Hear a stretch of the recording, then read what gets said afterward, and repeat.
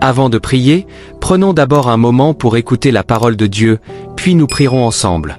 Tôt ou tard, votre foi entrera en collision avec l'opposition. Cela n'arrivera peut-être pas dans un moment dramatique, mais à un certain point, vous ressentirez une résistance. Vous rencontrerez des gens qui vous mécomprennent, vous détestent, ou même œuvrent contre vous. Cela pourrait être un collègue, un membre de votre famille, un ancien ami, ou quelqu'un qui vous connaît à peine. Parfois, vous ne saurez même pas ce que vous avez fait de mal. Vous sentirez simplement qu'il y a une bataille autour de vous. Vous penserez peut-être, mais je suis bienveillant. Je suis discret. J'essaie d'être respectueux. Pourtant, même une personne aimable et paisible peut avoir des ennemis. Jésus lui-même en est l'exemple le plus clair. Il est le Fils de Dieu, plein de compassion et de vérité. Il a guéri les malades, nourri les affamés, restauré les brisés, et pourtant il y avait dans la foule des gens qui le haïssaient. Ils ont comploté, manigancé, et cherché des occasions de le détruire. Il était pleinement homme, et pourtant sans péché. Mais il avait quand même des ennemis. Si le Sauveur sans péché a connu l'opposition, cela ne devrait pas vous surprendre que vous en affrontiez aussi. La vraie question n'est pas de savoir si vous aurez des ennemis, mais comment vous répondrez lorsqu'ils se lèveront. Que ferez-vous lorsque vous vous trouverez entouré de critiques, de jalousie, de paroles fausses ou d'attaques spirituelles? Serez-vous poussé par la peur, ou serez-vous conduit par la foi? Le psaume 27 vous donne un beau modèle pour votre cœur en ces moments. David ne nie pas que les ennemis existent. Il ne prétend pas que la détresse n'est pas réelle. Au lieu de cela, il commence par lever les yeux vers Dieu. Il déclare dans le psaume 27, 1. L'Éternel est ma lumière et mon salut, de qui aurais-je peur? Il se rappelle que Dieu n'est pas seulement un souverain lointain, mais sa lumière personnelle et son salut personnel. L'Éternel est la forteresse de sa vie, le lieu sur qui ne peut être ébranlé. Quand les méchants avancent, quand une armée l'encercle, David admet que le danger est réel, mais il choisit aussi la confiance en Dieu. Il dit que même alors son cœur ne craindra point. Ce n'est pas parce que David est naturellement courageux, mais parce que sa confiance est fixée sur le Seigneur. Au milieu de la bataille, son plus grand désir n'est pas la vengeance, mais la relation. Dans le psaume 27, 4, il dit qu'il demande une chose à l'Éternel, d'habiter dans la maison de l'Éternel tous les jours de sa vie, pour contempler la beauté de l'Éternel. David nous enseigne que la présence de Dieu est plus précieuse que l'éloignement de nos ennemis. Dieu promet sa protection à ceux qui se confient en lui. David dit qu'au jour de la détresse, Dieu le mettra à l'abri dans sa tente, il le cachera dans le lieu secret de sa demeure. Cette même assurance vous appartient en Christ. Il peut y avoir des moments où de fausses accusations vous entourent. Quand les gens parlent contre vous, quand vous êtes traité injustement, David aussi a fait face à cela. Il a crié, « De faux témoins se lèvent contre moi ».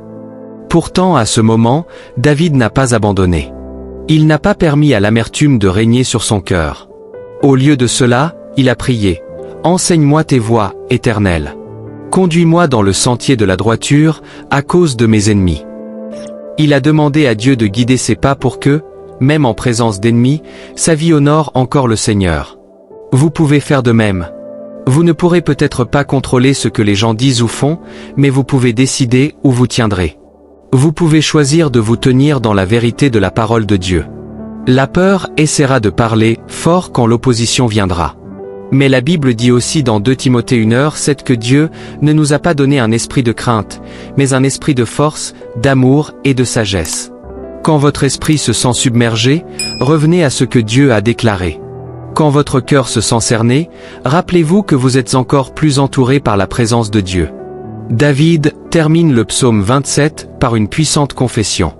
Il dit, « J'aurai confiance, je verrai la bonté de l'Éternel sur la terre des vivants. » Il croit que même dans cette vie, avant l'éternité, il verra la bonté de Dieu. Puis il donne un ordre à son propre cœur dans le psaume 27. 14. Espère en l'Éternel. Fortifie-toi et que ton cœur s'affermisse, espère en l'Éternel. C'est l'invitation pour vous aujourd'hui. Attendez-vous à l'Éternel. Ne vous précipitez pas pour combattre des batailles par votre propre force. Ne laissez pas la peur dicter vos décisions.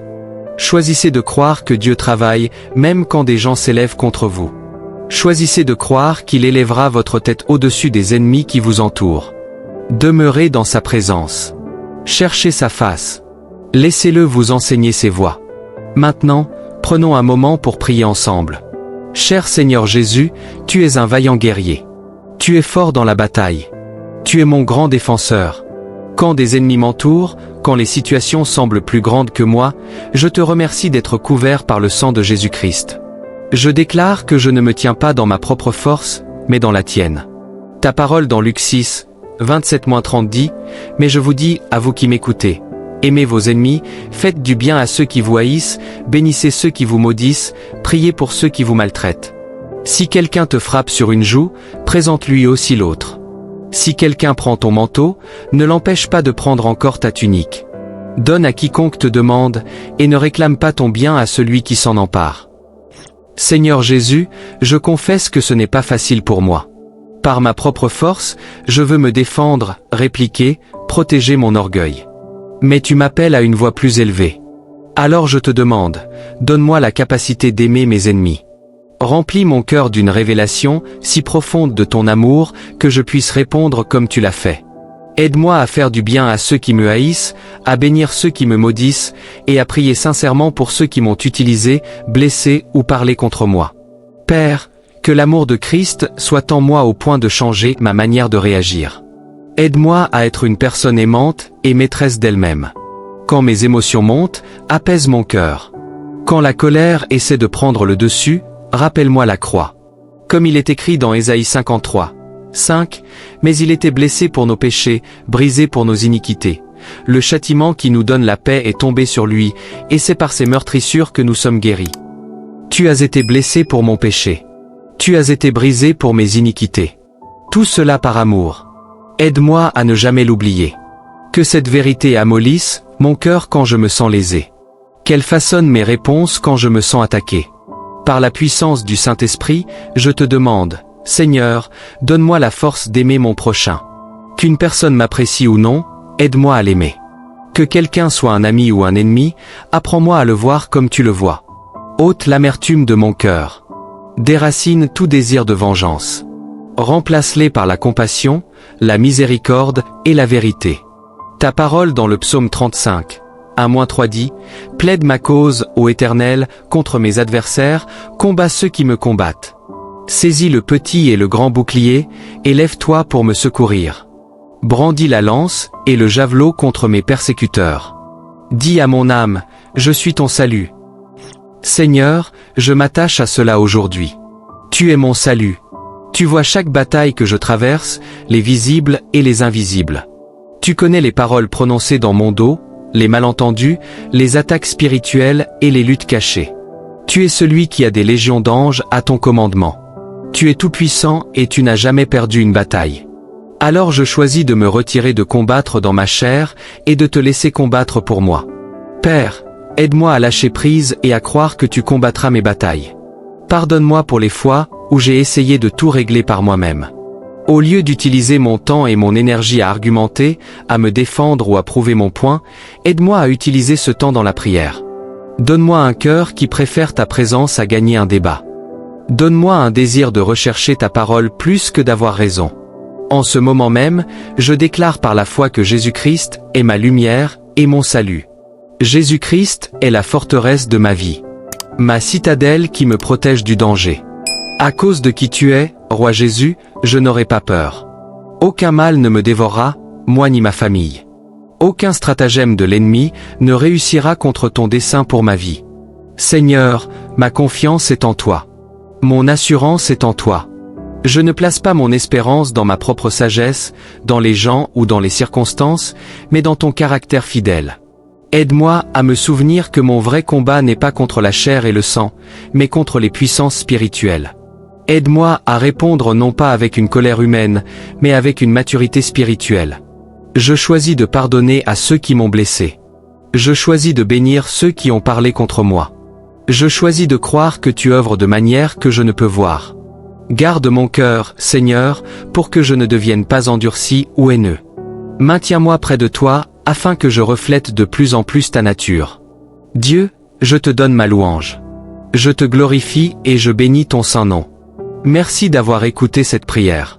C'est au nom puissant et précieux de Jésus que je prie. Amen. Si cette prière a touché votre cœur, écrivez Amen en signe de foi. Je prie que chaque bénédiction contenue dans cette prière repose désormais sur vous au nom de Jésus. Et si vous avez besoin d'une prière particulière, n'hésitez pas à nous le faire savoir dans les commentaires. Nous serions honorés de prier pour vous.